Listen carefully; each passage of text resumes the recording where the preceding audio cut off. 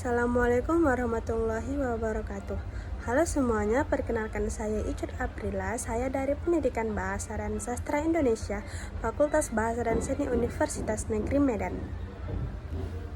Di sini saya akan menjelaskan tentang perkembangan kurikulum di Indonesia.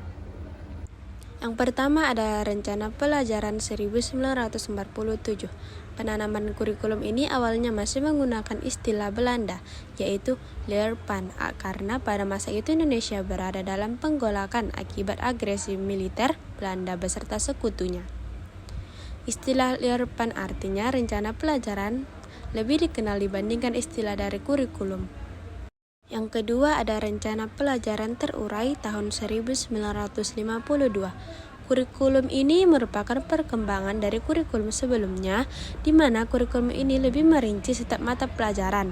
Karena itu, kurikulum 1952 lebih dikenal sebagai Rencana Pelajaran Terurai 1952. Selanjutnya ada Rencana Pendidikan 1964.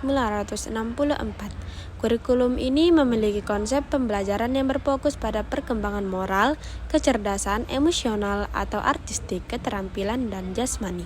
Konsep-konsep pembelajaran ini lebih dikenal dengan sebutan Pancadharma, kurikulum yang bertujuan untuk menanamkan pengetahuan akademik dari jenjang sekolah dasar.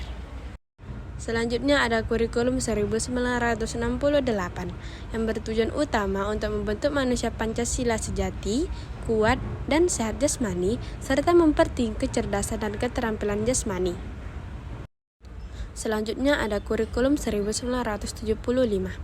Menurut Mujito, Direktur Pembinaan TK dan SD Departemen Pendidikan kala itu, kurikulum ini lahir karena pengaruh konsep di bidang manajemen MBO atau manajemen by objektif.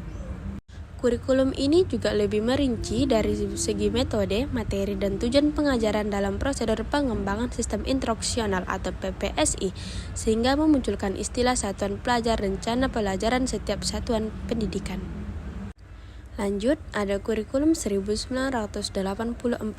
Posisi siswa ditempatkan sebagai subjek belajar, yaitu dari mengamati sesuatu, mengelompokkan, mendiskusikan, hingga melaporkan.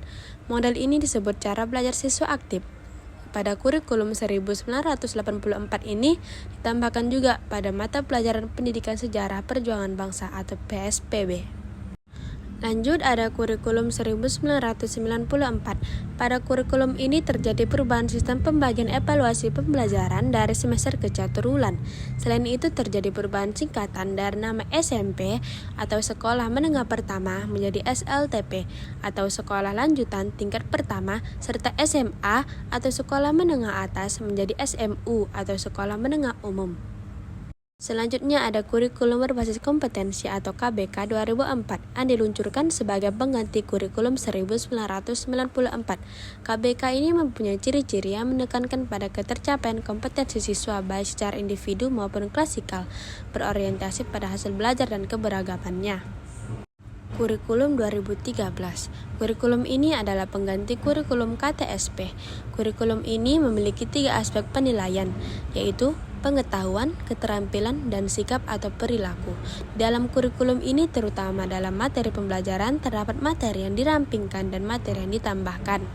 Materi yang dirampingkan terlihat ada di materi Bahasa Indonesia, IPS, PPKN, dan sebagainya. Sedangkan materi yang ditambahkan adalah materi matematika.